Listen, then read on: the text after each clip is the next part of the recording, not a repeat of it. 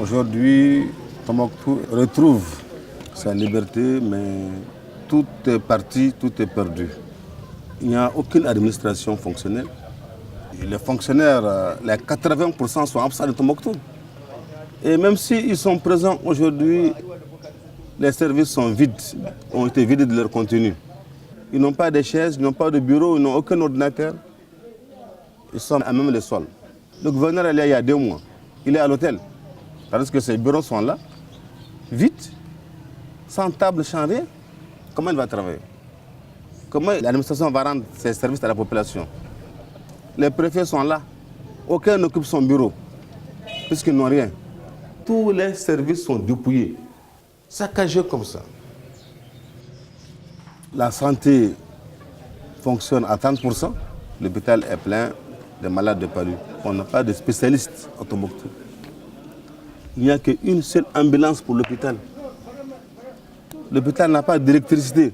Donc, vous dire que l'absence des services pénalise beaucoup la ville.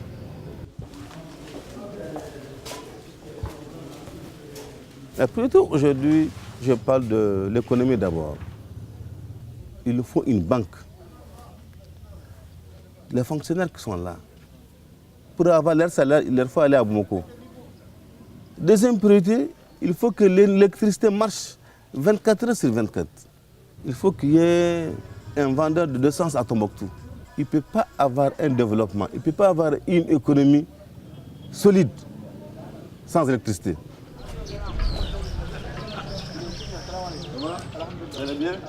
Ça, ce n'est pas une rébellion.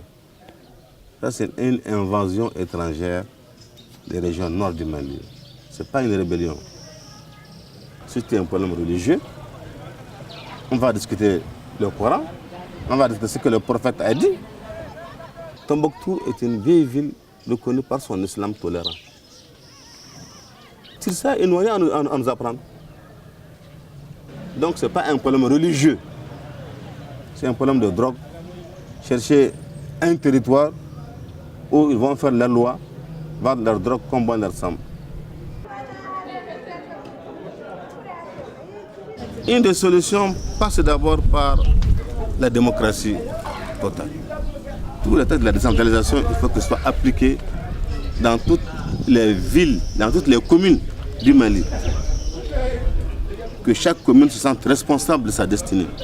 Ça, c'est une des solutions de la rébellion. Et l'autre solution, c'est la sécurité. On ne peut pas avoir une démocratie forte sans avoir une armée forte, sans avoir une sécurité forte. Ça, c'est une obligation, ça passe par là.